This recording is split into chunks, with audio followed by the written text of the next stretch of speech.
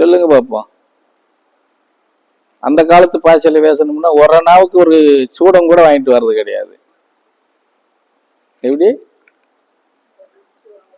ஒரு நாவுக்கு சூடம் கூட வாங்குற? ஒரு நானா எவ்வளவுன்னு தெரியுமா? 25 காசு.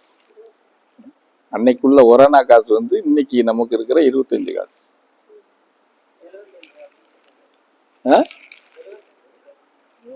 25 ஓட்ட காசு இருக்கும். நாங்கெல்லாம் சின்ன பிள்ளையில அண்ணா கேர்ல நிறைய கோர்த்தி போட்டுக்கிட்டு தெரிஞ்சிருக்கோம். அதுதான் ₹1. நம்ம வாசர் இருக்குல்ல சாமி, வாசர் மாதிரியே தான் இருக்கும் அது. ஆமா, சரியா? இங்க ஒரு நாவுக்கு சூடம் கூட வாங்கிட்டு வர்றது கிடையாது. அது சாதாரணமா ஒரு ₹300 கொடுத்து சாதகம் பார்க்க போற இடத்துக்கு கூட 2 வாழைப்பழம் 4 ஊதுவத்தி வேற என்ன வாங்கிட்டு போவாங்க சார்? வெத்தலை வாங்கிட்டு போவாங்களா? 10 நிமிஷம் உட்காந்து இந்த கட்டத்தை பார்த்து சொல்ற இடத்துக்கு அத்தனை வாங்கிட்டு போறாங்க. சரியா? ஒரு சிவ சித்தாந்தம் சித்தர்கள் வழிபாட்டு தலத்துக்கு எப்படி வரோம் எல்லாரும்? அது இங்க வந்தவங்க தான் அப்படின்னா புதுசா வரவங்களும் அப்படித்தானே வராங்க. டெய்லி எப்படியாவது ஒரு 2 பேர் 3 பேர் வந்து தானே போறாங்க. அவங்களும் அப்படித்தானே வராங்க. அவங்க வந்து பெருவாரியா எப்படி வராங்கன்னா சோசியம் கேட்கற மாதிரி தான் வராங்க. சரி, சோசியம் கேட்க போனோம்னாலும் ஏதாவது வாங்கிட்டு போவாங்கல்ல, சும்மாவா போவாங்க? ஆனா இங்க சும்மா தானே வராங்க. எங்கேயாவது போடு அந்த பக்கமெல்லாம் எழுதி வச்சிருக்கீங்களா சாமிங்களா?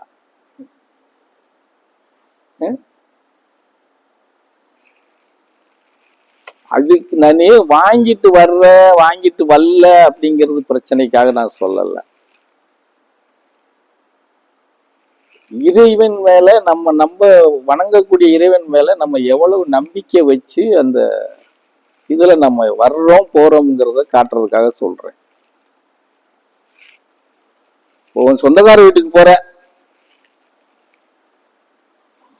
சும்மா போவியா கையை வீசிக்கிட்டு?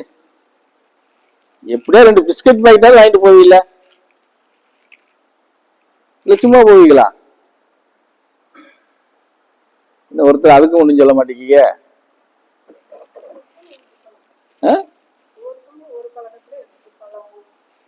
ஏதோ ஒண்ணு நான் வந்து ஒரு சிம்பிளா சொல்றேன். ஒண்ணு இல்ல கூட 2 பிஸ்கட் பாக்கெட்டாவது வாங்கிட்டு போவீங்க. குழந்தைங்க இருக்கும் அந்த வீட்டுல நினைச்சுக்கிட்டு, இல்லையா? அப்ப நம்ம வணங்கக்கூடிய இடத்துல அந்த வீட்டுல 2 குழந்தைங்க இருக்குங்கிற நம்பிக்கை கூட இங்க இல்ல.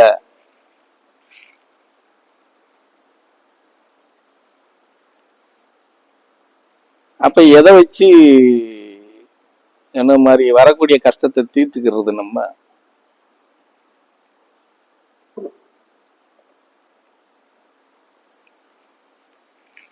சொல்லுங்க. நம்பிக்கைன்னு ஒண்ணு இருக்குல்ல, அந்த நம்பிக்கையை முழுமையா வச்சிருக்கணும்ல. எல்லாரும் என்ன சொல்றீங்க? நம்பிதான் நாங்க வாரோம்ங்கிறீங்க. எப்படி வாரம்னு சொல்றீங்க? நம்பித்தான் வாரீங்க.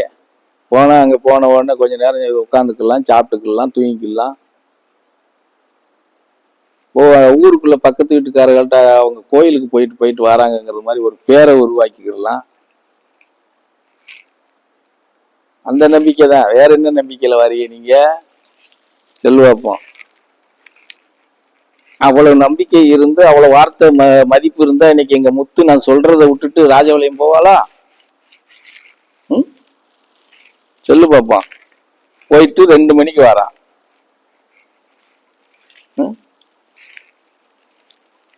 யார் அன்னைக்கு என்ன சொல்றாரோ அதைத்தானே சொல்ல முடியும்.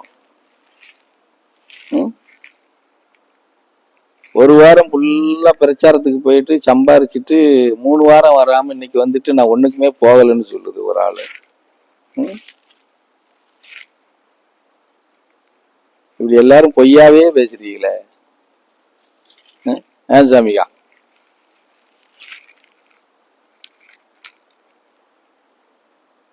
நீ இதுக்கு கன்னத்துல கைய வச்சுட்டு எப்படி பார்க்க? தூக்கம் வருதா?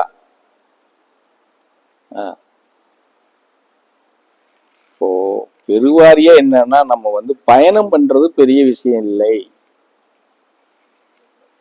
நம்பிக்கை ரொம்ப ஆழமா இருக்கணும். அதாவது முழுமையா உங்களால செயல்பட முடியாது. அது நீங்க சொன்னா நாங்க கூட நம்ப மாட்டோம். முழு 100க்கு 100 நாங்க இங்க செயல்படுவோம். சேவையா இருக்கட்டும், செயல்பாடா இருக்கட்டும், தொண்டா இருக்கட்டும், புரியுதா? பூஜை கரணங்களுக்கு பங்கீடா இருக்கட்டும், இப்படி இதுல நாங்க 100க்கு 100 நாங்க இருப்போம்னு சொன்னா நாங்களே நம்ப மாட்டோம். அது சாத்தியப்படாது, யாராலையுமே சாத்தியப்படாது. ஆனா நாங்க என்ன சொல்றோம், ஒரு 25% இருங்கன்னு சொல்றோம்.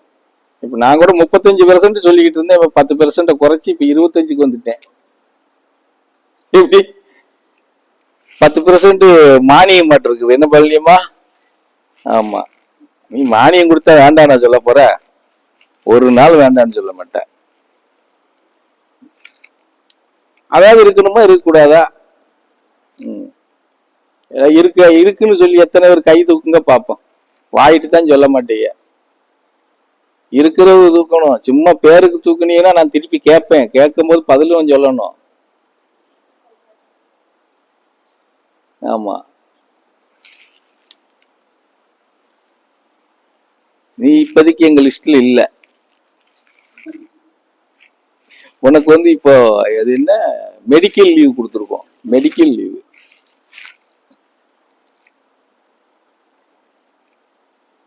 இப்போ 1 2 3 இது பாதியில தூக்கி கீழே இறக்கிட்டியா?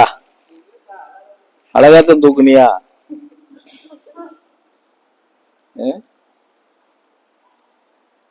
4 பேர்ல ஒரு ஆளை தவிர 3 பேரும் எப்படி சொல்றது, துவாக்கூர் தான். ஆமா, தெற்கு திக்கல்ல, வடக்கு திக்கல்ல, மேற்கு திக்கல்லங்கிற மாதிரி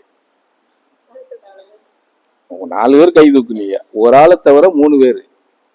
ஆமா, சரியா? என்னடா இப்படி சொல்றாரு அப்படின்னு நினைக்க கூடாது. நீ என்ன சித்திரத்துல இருக்குங்கிறது இவனுக்கு தெரியும்ல. புரியுது என்ன சொல்றது? ஒவ்வொருத்தரும் ஒவ்வொரு அடிப்படையில் இருப்பீங்க. இப்போ கற்பவல்லி அம்மா ஒரு அடிப்படையில் இருக்கும், நீங்க ஒரு அடிப்படையில் இருப்பீங்க, அந்த அம்மா ஒரு அடிப்படையில் இருக்கும். கிட்டத்தட்ட நீங்க 2 பேரும் ஒரு ஆங்கிள் தான். வித்த காட்டுறது இல்லை எங்கள்கிட்ட. ஆமா, இன்னொன்னு அந்த அம்மாவோட இன்னும் ஒரு படி நீ மேலதான் இருப்பிய, தவிர கம்மியாலாம் இருக்க மாட்டேன்.